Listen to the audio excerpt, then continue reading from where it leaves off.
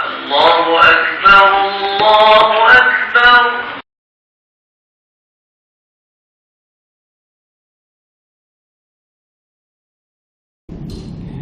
Assalamualaikum warahmatullahi ta'ala wabarakatuh. Tuan Imam, Tuan Bilal, seluruh ahli satu kuasa masjid, muslimin dan muslimat sekalian, alhamdulillah, kita bersyukur kepada Allah Subhanahu wa taala kerana masih lagi memberi kesihatan yang baik kepada kita, masih lagi memberi kelapangan kepada kita sehingga kita dapat menunaikan ibadah kepada Allah Subhanahu wa taala sebagai bekalan untuk kita bawa ke hari akhirat ini.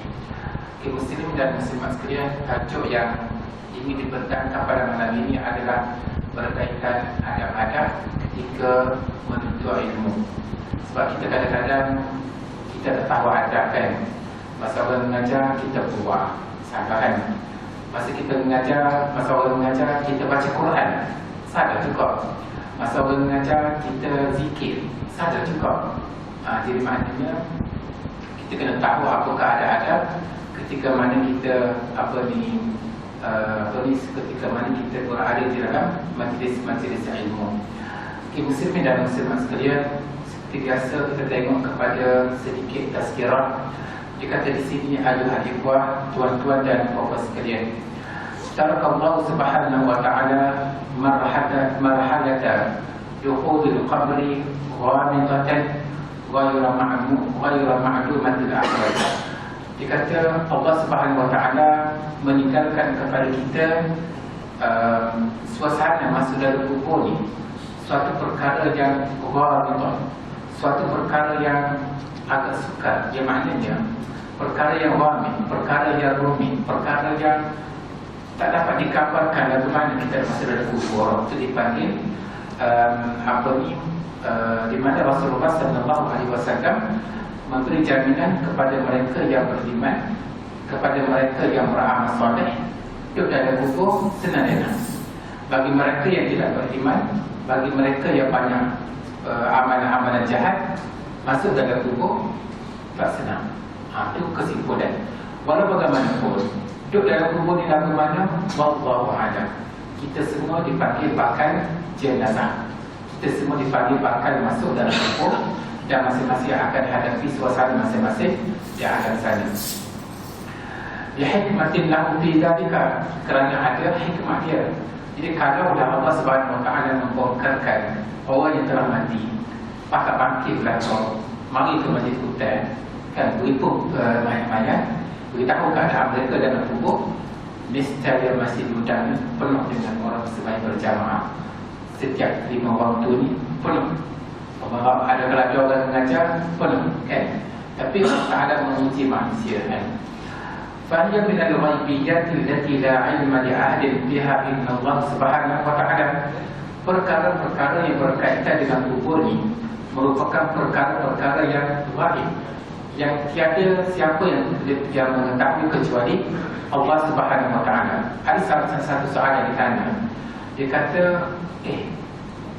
mayat dalam kubur ni muak ke malaikat masuk?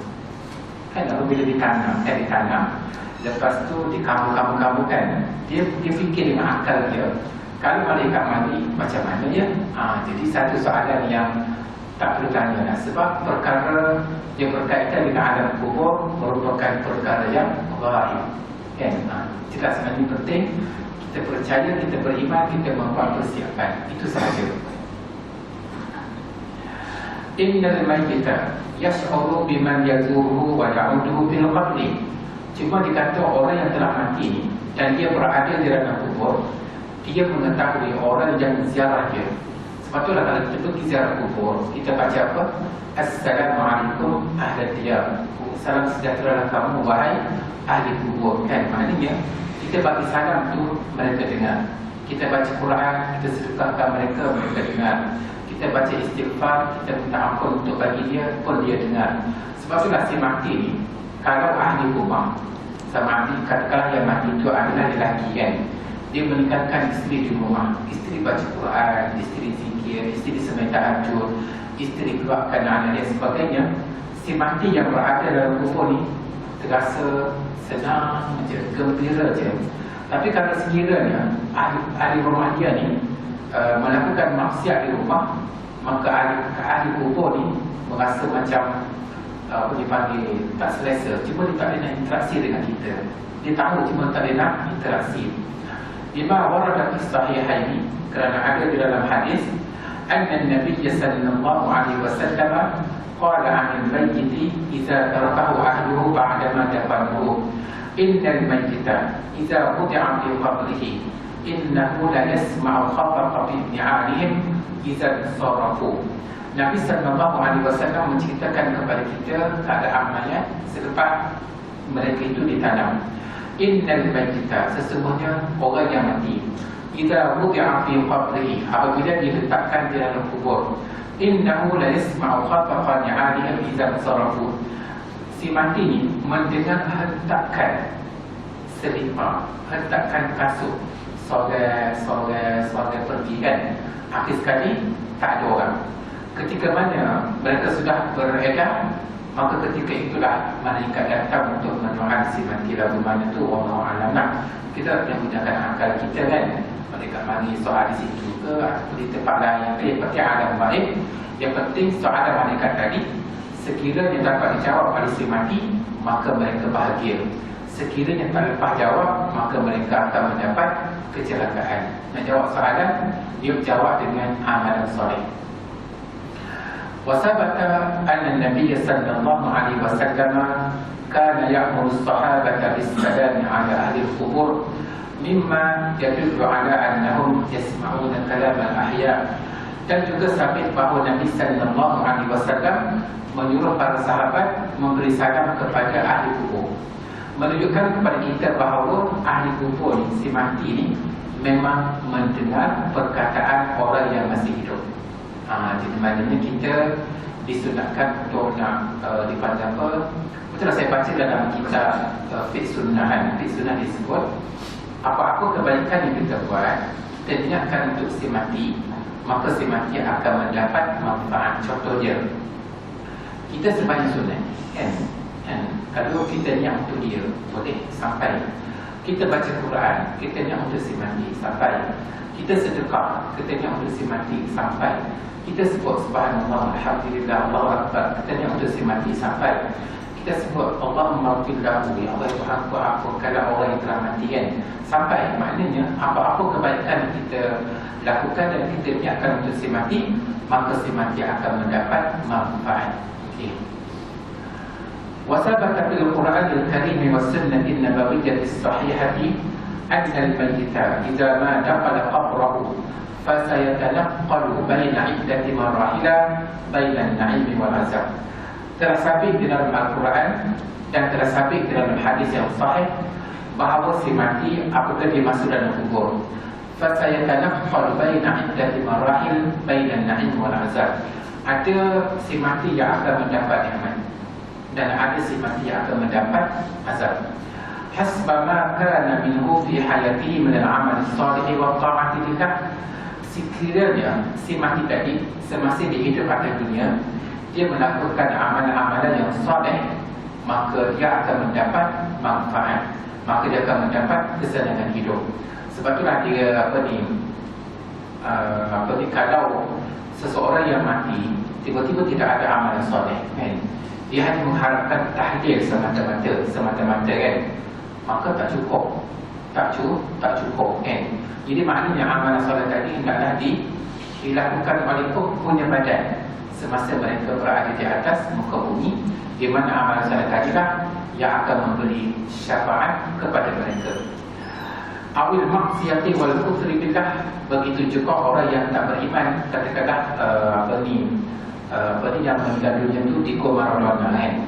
Diego Maradona ni dia meninggal dunia dan hartanya ada sebanyak RM100 juta kan. Jadi data dunia mewah lah dia masuk dalam kubur kan. Duit 100 juta tadi tak dapat memberi manfaat kepada diri dia, bahkan dia berada di dalam kubur sebagai orang yang paling miskin kan, sebab tidak ada amalan saleh.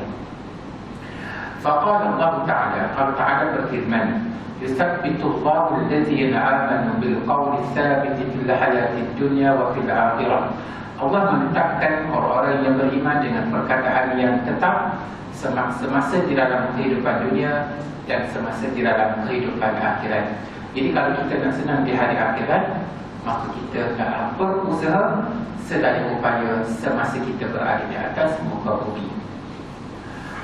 Wa yanbaghi 'ala kulli muslim an yahrusa fi hayatihi 'ala al-a'mal as-salihah allati tunjihi min fitnatil qabr wa ahwali. Saya biarlah kepada kita orang Islam ni kan, semasa kita berada di atas muka bumi, semasa kita hidup di atas muka bumi, kita memperbanyakkan amalan-amalan yang soleh, kerana amalan soleh tadilah yang akan menyelamatkan kita daripada fitnah kubur dan kedahsyatannya. Sebab itulah ketua sekalian, orang yang berilmu dia tak sama dengan orang yang jahil. Di mana orang yang berilmu, dia tahu perkara yang akan membahagiakan di hari akhirat, lalu dia melakukan persiapan. Contohnya, kita tengok orang yang berilmu, dia baca hadis kan, dia kata Nabi SAW bersabda, "Salatul jama'ati afdalu min salatil fardhi bi 27 darajatan." Sembahyang secara berjamaah lebih baik daripada sembahyang seorang diri sebanyak 27 kali ganda. Jadi sembahyang seorang diri itu Nabi kata, "Al-hasanatu bi 10 amsalihha." Satu perkataan, satu perbuatan yang baik kita buat, dia mendapat 10. Lepas tu akan kita baca Alif Lam Mim 3 huruf, dah dapat 30 kan. Jadi kalau sembahyang di rumah kita mendapat 10, bermakna sembahyang di masjid kita mendapat 270. Bayangkanlah 5 kali sehari, bayangkanlah sebulan, bayangkanlah setahun, bayangkanlah berpuluh-puluh tahun kita hidup, kita tak meninggalkan sembahyang berjamaah, maka tiada mampu pun nanti pahala yang kita buat ni berkedung-kedung datang kepada kita. Manakala orang yang jahil, dia tak datang masjid sebab dia tidak ada ilmu kan. Bagi dia tak ada sedekah pun kan. Wa min al-asbab allati tunji min 'azabil qabri al-iksar min zikril maut. Di antara perkara yang dapat menyelamatkan seseorang daripada azab kubur adalah sentiasa mengingati mati. Sebab apa dia kata? Hatta yadfa'u zalika ila al-bu'di 'an sunnah. Kerana orang yang sentiasa mengingati mati ni, dia kata, oh, kalau buat benda ni bahaya, di hari akhirat aku akan mendapat azab. Contohnya, kalau sehari kita mengumpat seorang, bermakna setahun 360. Kalau 10 tahun 3.600. Bayangkan 3.600 tu di hari akhirat berhimpun beratur nak ambil pahala kita kerana kita mengumpatkan. Bayangkan 3.600 orang tadi di hari akhirat dia beratur panjang yang katakan darah nak ambil pahala daripada kita. Agak-agak pahala kita ni kekal ke tidak? Pahala kita ni ada baki ke tidak? Betullah bahayanya mengumpat. Jadi kalau kita tahu benda macam ni kan, sebut dia mengumpat, jangan, aku tak nak kan. Sebab tu kalau kita pergi ke kedai kopi kan, biasanya kedai kopi ni tempat orang bersembang kan, bersembang tu bersama ni kan. Kalau kita tahu bahawa tempat ni memang dah menjadi lumrah tempat mengumpat, maka tak payah habis sebab kita takut di hari akhirat. Jadi dengan sendirinya apabila kita tahu perkara ini, kita akan mengenal diri daripada mengumpat. Bertaubat, orang yang mengingati mati ini sentiasa bertaubat. Wa muhasabah an-nafs, dan dia bermuhasabah diri, amalan dia setara mana. Daiman, sentiasa. Wa an yattaqiyallaha fi kulli ahwali, dan dia sentiasa bertakwa kepada Allah dalam semua keadaan. Ayuhal ikhwah, tuan-tuan dan puan-puan sekalian, sekarang kita masuk kepada tajuk berkaitan dengan adab-adab mempelajari ilmu agama. Fawaidu min ta'allumil ilmi asy-syar'i. Apakah faedah yang kita dapat apabila kita belajar ilmu agama? Tuan-tuan sekalian, katakanlah di antara maghrib dengan isya kan, setiap malam masjid kita ni ada kuliah maghrib. Kita pun datangkan. Sama tak dengan mereka yang duduk pada kopi antara maghrib dengan isya kan? Ataupun duduk kat rumah? Tak sama kan? Betul lah tuan-tuan sekalian, memang beruntung. Di antaranya kita mendapat ilmu agama yang bertambah. Yang kedua, kita mendapat keampunan. Siapa yang memohon keampunan kepada orang yang berada menjadi ilmu, tak lain tak bukan para malaikat. Para malaikat ni dia tengok kita ni, maka dia minta ampun kepada Allah untuk kita. Kan, ya Allah itu apa ampunkanlah orang-orang ni kan.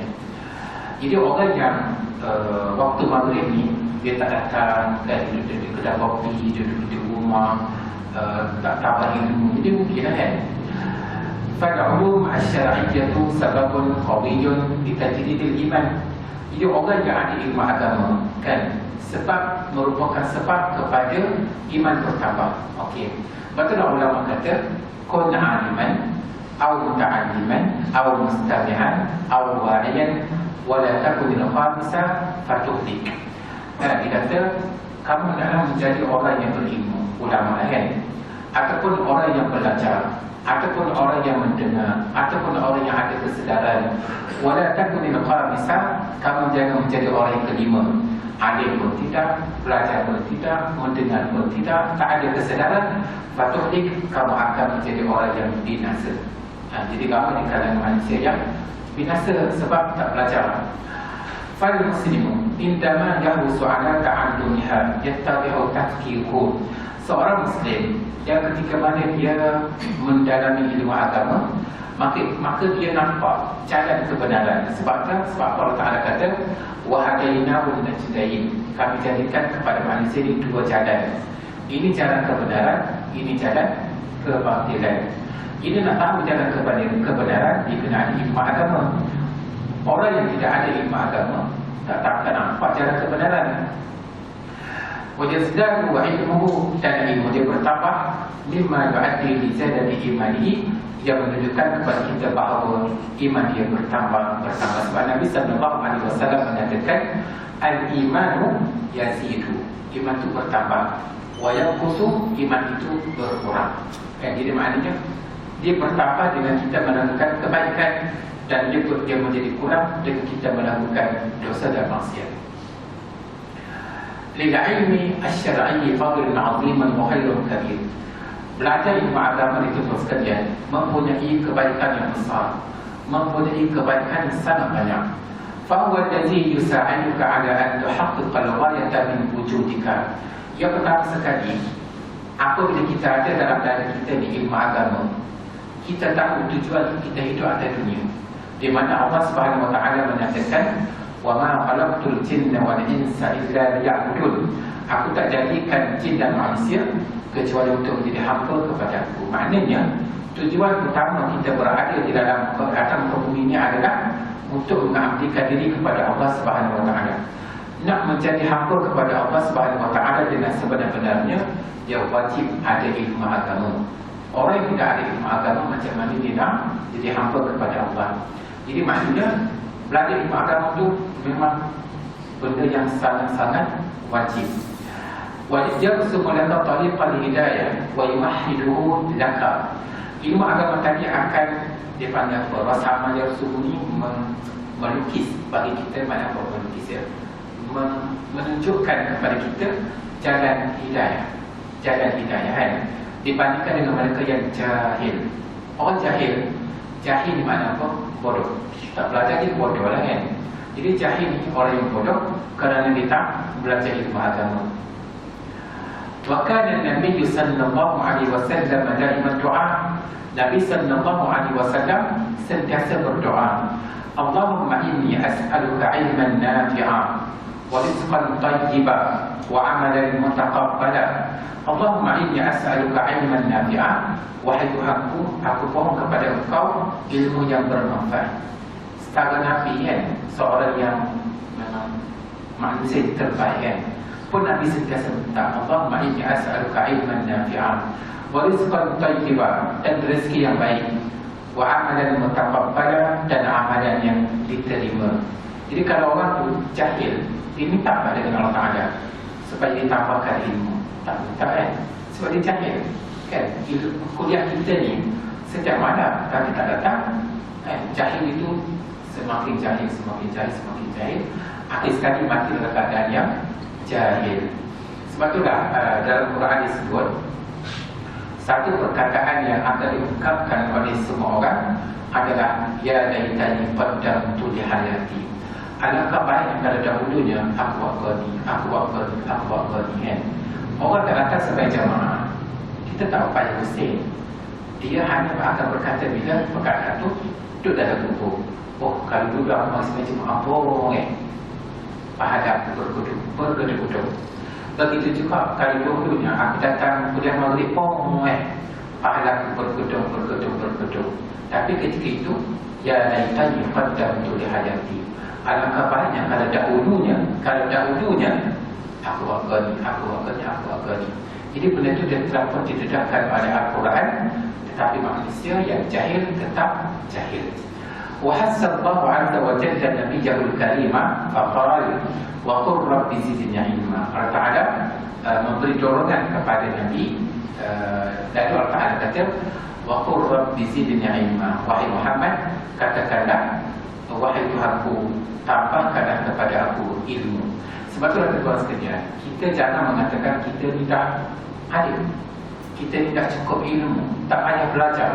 Sebab ulama kata man zanna annahu qad alima faqad jahula.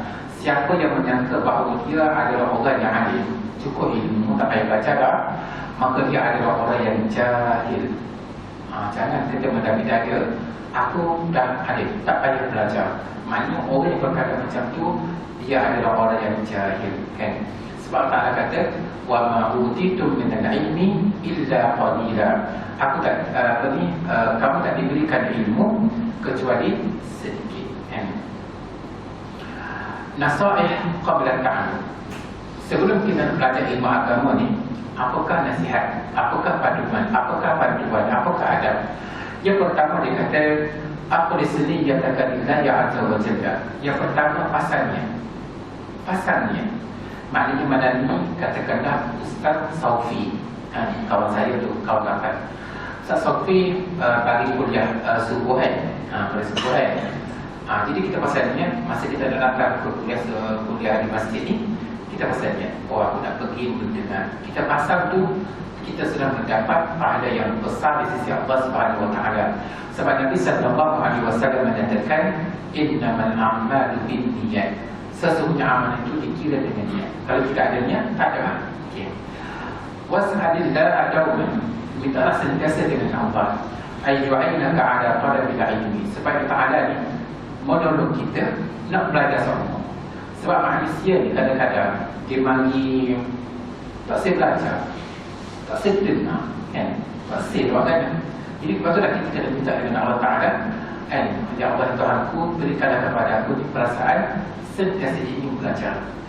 Yang kedua, as-sani alaika bis-suhbah as-salihah. Yang kedua, kamu kena cari kawan yang saleh. Sebab Nabi sallallahu alaihi wasallam menyatakan al-mar'u ma'aman ahabba. Seseorang itu akan dihimpunkan di hari akhirat bersama dengan orang yang dia cintai. Kalau dia akan muka bumi ni, kawan-kawan kita ahli masjid, alhamdulillah, kan? Maka di hari akhirat roh kita ni akan dihimpunkan dengan roh orang-orang yang soleh. Maka kita pun duduk sana, baru kita ni akan keluar daripada jasad. Dia nak pergi mana? Dia akan dihimpunkan bersama dengan orang yang kita berkawan semasa dia akan muka bumi, kan? Jadi kita ni alhamdulillah ditakdirkan oleh Allah dan kita berpilih menjadi ahli masjid. Jadi insya-Allah selepas kita mati, roh kita ni akan bersama dengan mereka, kan? Begitu juga kalau dia akan muka bumi ni, kita berkawan dengan orang-orang yang jahat, ahli maksiat, kaki dada, kaki tak semayang, kaki sembang, sehingga lupa waktu sembahyang, kaki maklum, kan? Lepas mati roh kita pun akan macam tu jugalah. Ya al-mar'u ma'aman ahabba. Alaika bis-suhbah as-salihah, kamu kena cari kawan yang baik. Allati tu'iduka wa tuzakkiruka bil akhirati da'iman. Di mana kawan baik tadi sentiasa memberi peringatan kepada kamu tentang akhirat. Sikit-sikit akhirat.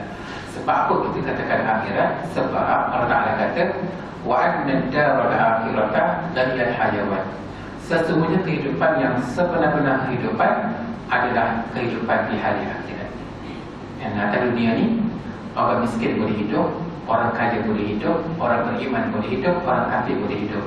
Tapi di hari akhirat, yang boleh hidup hanyalah orang yang beriman sahaja. Orang yang banyak melakukan dosa dan maksiat serta tak beriman kepada Allah tak boleh hidup. Orang panggil hidup-hidup ni apa? Kita hidup senang, kan? Kalau hidup tak senang, orang tak panggil boleh hidup, kan? Maksudnya kehidupan yang sebenarnya adalah kehidupan yang di sana nanti. Sebab tu orang yang berilmu, orang yang ada ilmu agama, dia nampak, kan? Maknanya aku nak kejar kehidupan yang hakiki. Kehidupan yang sementara ni sepada pun tak apalah, yang penting aku nak bawa ke sana amalan yang banyak. Yang ketiga, ta'allam syai'an wahidan faqat. Kau nak belajar ni, dia kata, jangan kau kan? Nak belajar kau tu, nak belajar kau ni, nak belajar kau ni, nak belajar kau ni, betul. Tapi jangan kau kan? Sehingga kan dia kata apa? Sementaqil lidaziyadih. Belajarlah satu persatu, kan? Belajar kau ni malam ni setengah jam dapat ilmu, kan? Malam besok setengah jam dapat ilmu, malam besok setengah jam dapat ilmu, kan? Kemudian lepas satu tajuk kepada satu tajuk, kepada satu tajuk, kepada satu tajuk. Wala tanshagil bi kasrati masafat. Jangan kamu kerja cara. Apa maksud dia? Ada setengah orang kan sanggup pergi mana? Data Panjang, kan? Data Panjang, lepas tu pula Pasir Putih, lepas tu pula Tumpat, lepas tu pula Kota Baru. Maknanya dia kejar, kan? Tak baik. Bukan tak baik, maksudnya cukup. Maksudnya kita tahu bahawa di sekitar kita ni, bagi kita ada kuliah, bagi hijau ada kuliah, kan? Bagi mana-mana pun ada kuliah, ada yang dekat-dekat. Maknanya kita sentiasa di pada apa? Stay, kan? Sentiasa stay. Dan kita dapat ilmu di situ pun tak apa dah, kan? Dan kita tahu, saya yakin bahawa Masjid Rundang ni memang penceramah dia adalah penceramah yang hebat-hebat, kan? Jadi kita dapat ilmu daripada mereka, kan? Kita dapat ilmu daripada mereka dan kita boleh bermanfaat. Yang keempat, tazakkar dauman annallaha yubariku fil qalil. Kita kena ingat sentiasa bahawa Allah Subhanahu wa taala memberkati yang sedikit. Ulama katakan, faqalilun daimun khairun min kasirin munqati. Sedikit tapi sentiasa buat lebih baik daripada banyak tapi buat sekali-sekala. Contoh dia, kalau kita boleh baca Quran sehari sejuzu, 30 hari 30 juzu, itu yang terbaik. Tapi kalau kita katakan hari ini baca 1 juzu, lepas tu tak baca seminggu, dia sebenarnya hati manusia ni 3 hari tak baca Quran, jiwa dia dah keras. 3 hari tak baca Quran, jiwa dia panggil jiwa yang mati, kan? Jadi kalau dah kita rasa kita disibuk, kita rasa setiap hari tu aku boleh baca 3 muka surat pun tak apa. Yang penting setiap hari, kan? 3 muka surat, besok 3 muka surat, lusa 3 muka surat, tulak 3 muka surat setiap hari. Maknanya dipanggil qalilun daimun. Benar sedikit tapi sentiasa buat. Contoh yang kedua, kita tengok ada sembahyang tahajud.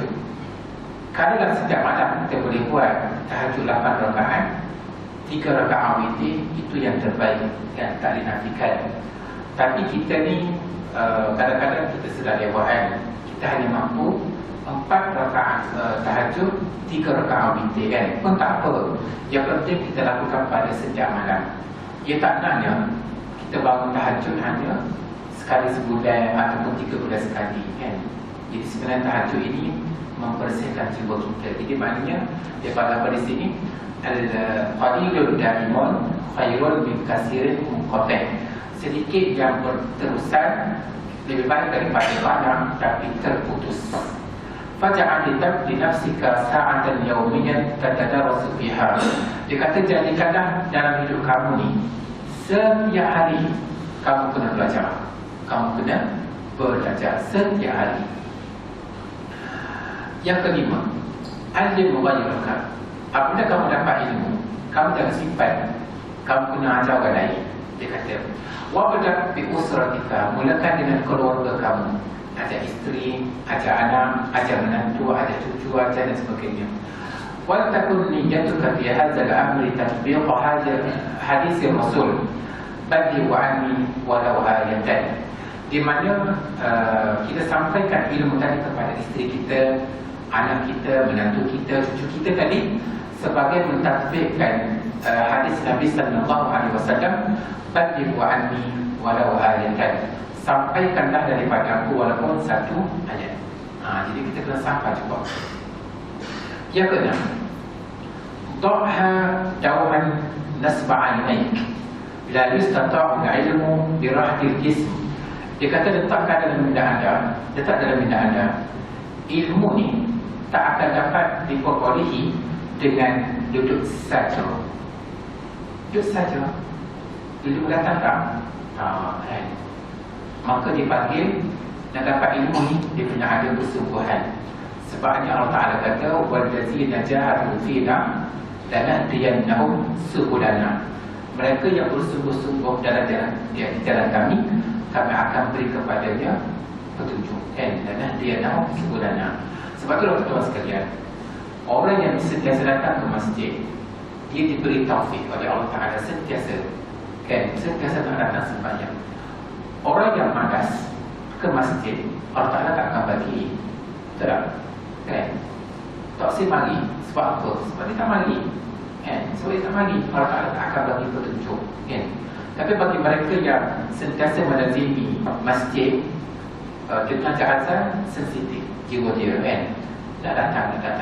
Sebabnya dia bersungguh-sungguh dalam melakukan amal, dan Allah Subhanahu Wa Ta'ala memberi petunjuk kepada dia. Muslim dan muslimat sekalian, al-asar al-mutarattabah al-iman. Dan tadi kita yang pertama tadi kita dibentangkan berkaitan dengan keadaan dalam kubur, di mana kubur ini satu tempat yang tidak ada siapa yang dapat mengelak daripadanya.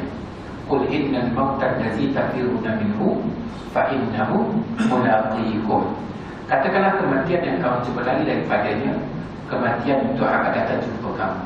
Memang Allah Ta'ala beri jaminan kepada kita, walaupun kita akan mati. Katakanlah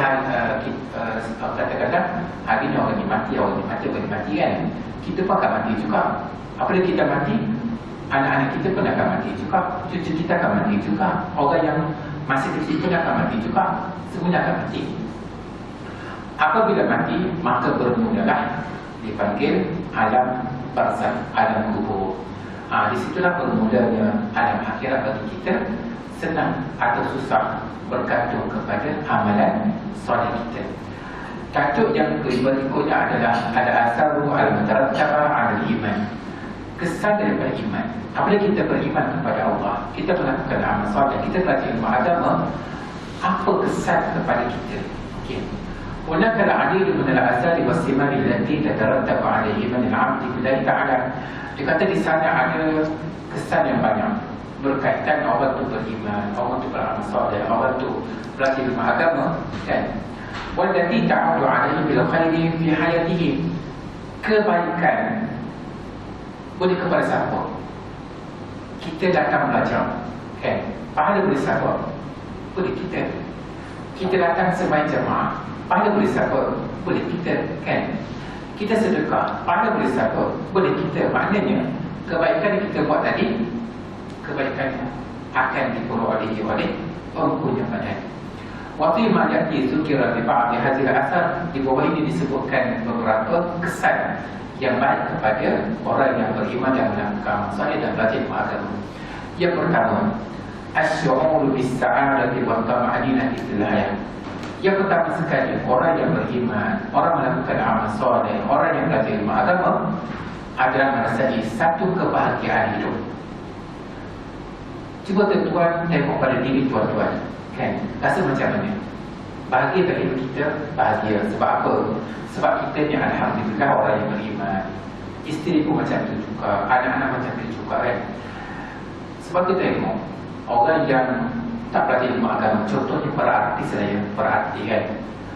Kahwin, masa kahwin tu, ya Allah, hebatnya, kan? Dengan mak kahwin yang mahal, dengan majlis yang gila gemilang, kan? Tapi duduk setahun, 2 tahun, 3 tahun dah bercerai. Sebab sebab tidak ada kebahagiaan, kan? Sebab tidak ada ilmu agama yang cukup, kan, pedoman hidup dia, kan? Fayahya al-insan al-mu'minu billahi ta'ala hayatan tayyibatan, di mana orang yang beriman, orang melakukan amal soleh, orang yang belajar ilmu agama, dia merasai hidup dia memang sungguh bahagia. Yang kedua, taufiqullah ta'ala lil mu'min fi syatta manahi hayatihi. Allah Ta'ala bagi petunjuk, Allah Ta'ala bagi taufik. Taufik dia bahasa Melayu kata apa je? Allah panggil kekuatan dalaman. Kekuatan dalaman. Kan bayangkan subuh, kan? Subuh ni sejuk, kan? Tidur akan kaki, sedap, kan? Tapi kita boleh bangun awal pagi, kan? Sebab ada ni taufik, ada ni kekuatan dalaman tu, kan? Sehingga kita boleh datang ke masjid. Dibandingkan dengan mereka tidak ada taufik, mereka tidak ada kekuatan dalaman, tak boleh datang masjid. Tak boleh. Kita tak herankan orang tu dekat di masjid, kan? Orang dekat dia sepatutnya boleh mari seumur, kan? Tapi tak ada kekuatan dalaman, tak ada taufik, maka tak boleh mari, kan? Wahidayatuhu bitariqis sahih, dan Allah Ta'ala akan tunjuk kepada dia jalan kebaikan tadi. Yang ketiga, basul ya'arni bin nufus wa fil mujtama'at. Allah Ta'ala mencampakkan perasaan aman dalam diri dia. Orang yang beriman itu tuan sekalian, katakanlah dia diseksa, dia dicil, dia dipenjara, dia ditangkap, kan? Kita tengok orang yang berada di Mesir, kan? Di Mesir, di Palestin, kan? Bagi dia biasa je, kan? Supaya nampak akhirat, kan? Bagi dia juga dalam masyarakat. Kita tengok imam kita, dan imam kita, kebilan kita, kan? AJK kita dan ahli kita sekalian, masyarakat merasa aman sebab Allah baik. Tapi kalau kamu undang ni ada satu kumpulan penjenayah, masyarakat tak aman. Jadi maknanya orang yang beriman, orang melakukan amal soleh, orang yang ada ilmu agama, masyarakat merasa aman. Yang keempat, iksaru al-muslim min ada ila amal as-salihah. Orang yang beriman, beramal soleh, yang ada ilmu agama tadi, dia suka beramal soleh. Contoh itu tuan sekalian, lepas tu dah ulama katakan, kelezatan yang kita rasa dalam kehidupan dunia dibandingkan dengan kelezatan yang kita rasa semasa melakukan amal soleh, dikata tak sama, tak sama. Di mana kalau kita rasa ini, kata kita pergi makan pagi raya, maka pagi sedap bulan awal dia, kan? Makan pagi, patut tengah hari makan pula, petang makan pula, esok makan pula, bulan yang sama yang kita katakan sedap tadi, kan? Agak apa berapa hari boleh bertahan? Tak boleh, kan? Sekali tu dia sedapnya, sekali tu bodak dah, kan? Tapi kalau sembahyang tuan sekalian, apa tu tuan rasa sembahyang? Zuhur hari ni, esok zuhur, pula zuhur, setiap hari zuhur, apa tu tuan rasa? Tak jemur pun, bahkan sedap semua. Itu dia kata kelezatan dunia dibandingkan dengan kelezatan ibadah tak sama, kan? Jadi maknanya istilah kita tengok orang-orang yang beriman kepada Allah Subhanahu Wa Taala, orang yang ada ilmu agama pada diri dia, orang-orang yang suka melakukan amal-amal soleh, dia sentiasa nawasama, taqarruban ila Allah Ta'ala, sebagai mendekatkan diri kepada Allah, wa ibtigha'a mardatihi, dan mencari redha-Nya, wa raghbatan fil mazid min al-'ajri was-sawab, dan kerana nak pahala kerana di hari akhirat. Orang yang melakukan amal soleh, pahala yang berkedung, dan orang yang suka melakukan maksiat tidak ada pahala baginya. Maka di sanalah dipanggil kemenangan yang sejati ataupun kecelakaan yang hakiki, kan? InsyaAllah minggu depan kita akan sambung lagi tajuk kita berkaitan dengan mencari redha Allah Subhanahu Wa Taala. Aqul qawli hadza wa astaghfirullahal azim li wa lakum. Wassalamualaikum warahmatullahi taala wabarakatuh. Bismillahirrahmanirrahim. Allahumma hamdana bil Qur'an waj'alhu lana imaman wa nuran wa hudan wa rahmah. اللهم ذكرنا مما نسينا وعلمنا مما جهلنا وارزقنا تلاوته آناء الليل وأطراف النهار واجعله لنا حجة يا رب العالمين. وصلى الله على سيدنا محمد وعلى آله وصحبه وسلم والحمد لله رب العالمين.